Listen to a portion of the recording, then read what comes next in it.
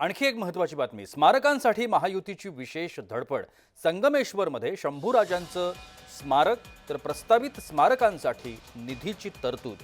अजित पवारांनी आज अर्थसंकल्प सादर केला आणि या अर्थसंकल्पानुसार या नवीन घोषणा अजित पवारांनी केलेल्या आहेत। संगमेश्वरमध्ये शंभूराजांचं स्मारक जे त्या ठिकाणी आता आहे, मात्र त्याचं पूर्णपणे रूप बदलून त्या ठिकाणी नवं स्मारक प्रस्तावित आहे आणि त्याकरता देखील तरतूद या अर्थसंकल्पामध्ये झालेली आहे। स्मारकांसाठीची ही विशेष तरतूद असणार आहे।